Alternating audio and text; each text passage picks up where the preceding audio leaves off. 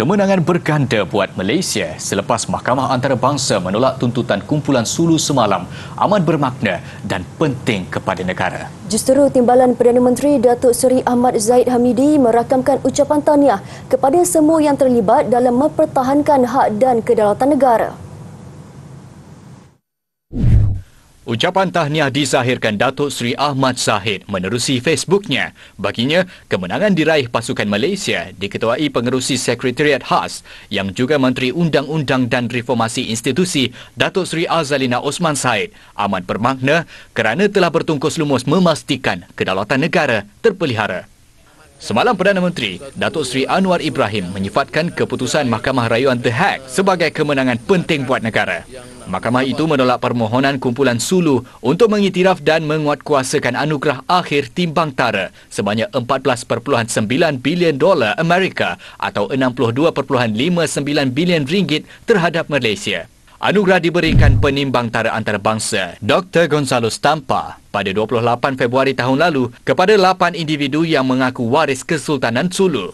Kumpulan Sulu dilaporkan cuba menyita aset Petronas di Luxembourg dan Belanda selain menyasarkan aset diplomatik Malaysia di Perancis termasuk sebahagian daripada kedutaannya di negara itu. Pada 6 Jun, Mahkamah Rayuan Paris mengekalkan keputusan membenarkan Malaysia mencabar anugerah yang diputuskan oleh Stampa dan memutuskan Stampa terkhilaf melaksanakan bidang kuasanya. Berikut pula 3 asas yang menjadi penolakan permohonan tuntutan kumpulan Sulu terhadap Malaysia oleh Mahkamah Rayuan The Hague di Belanda.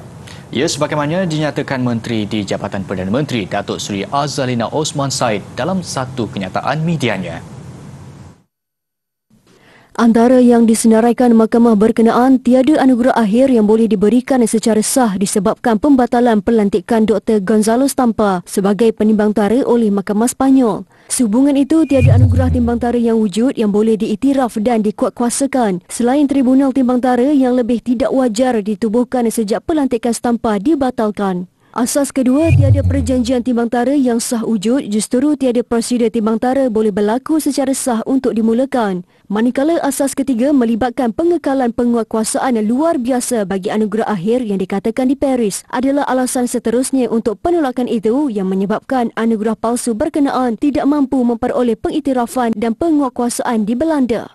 Sementara itu, Ketua Menteri Sabah Datuk Seri Haji Jin Noor berkata penolakan Mahkamah Rayuan The Hague Belanda terhadap tuntutan kumpulan Sulu membuktikan kumpulan terbabit tidak mempunyai lokus standi. Keputusan itu turut mengesahkan pendirian Kerajaan Negeri Sabah yang tidak mengiktiraf tuntutan berkenaan.